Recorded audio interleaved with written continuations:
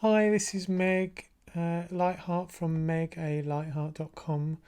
There's been something that I've found really useful when I'm in stressful situations and particularly unpredictable situations where I've had a lot of anxiety.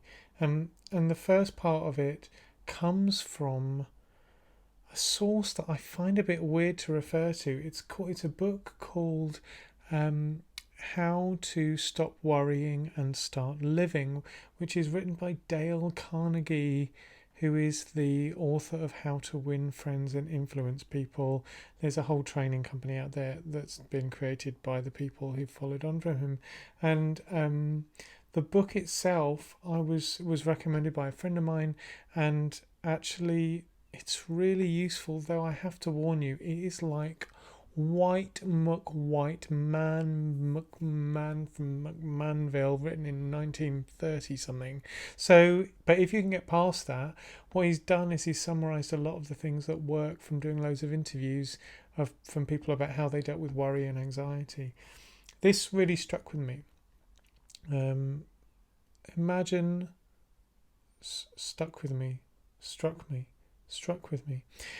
The imagine you're in a submarine, and they have these big doors, and so if there's a leak somewhere in the submarine, they can tighten a door on one side, tighten a door on the other, and that means that they're in a waterproof, watertight compartment. The advice is, and I know this sounds cheesy, but it actually really works, is to live in daytight compartments. So you seal off yesterday, you seal off tomorrow, and as much as you can emotionally live in this day-tight compartment. Now, obviously, that doesn't mean you don't think about the past. Obviously, that doesn't mean you don't plan for the future. But somehow, a lot of our emotions seem to come from the leakiness of thinking too much about the past, about planning too much into the future, particularly in fast changing, stressful situations, or I know from my experience when I've been feeling super anxious. So that's the beginning of the practice, is to live in day-tight compartments.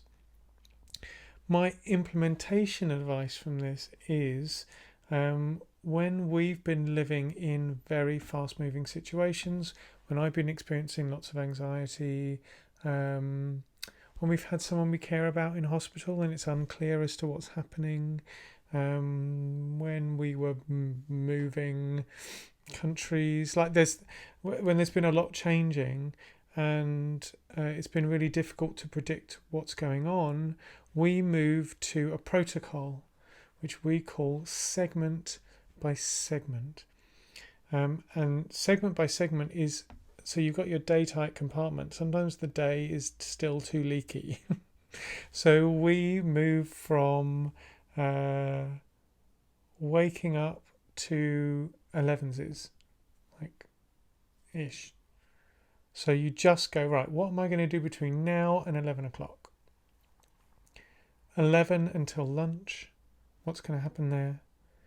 Lunch until afternoon cup of tea, like 3, 4. What's going on between 4 and supper?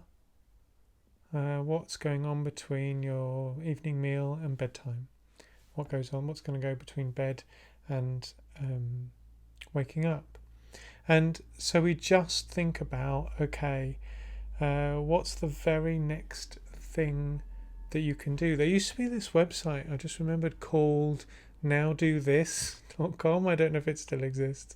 And you were able to type in a list of things to go, this is the sequence of things I want to be doing, and literally the sequence. And it would just show you one. It was like having a boss, and it would go, now do this. And once you've done that, you go, I did it. And it would show you the next thing in the list.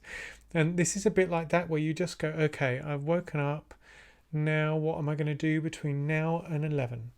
And then you just think about that, because it also means that if things have changed, if things are taking more time than you expected, if something is changing externally, if your emotions are really unpredictable, it allows you to really focus down on your day and just get through to make sure you're doing the things that are important. Sometimes I also ask myself in those times, what have I got the energy to do in this segment? No matter what I was planning on doing, what do I have the energy, the mental capacity to do? What's the open loop that most needs closing right now? What's the open loop that most needs closing right now? That can be a really useful question to focus in on your segment.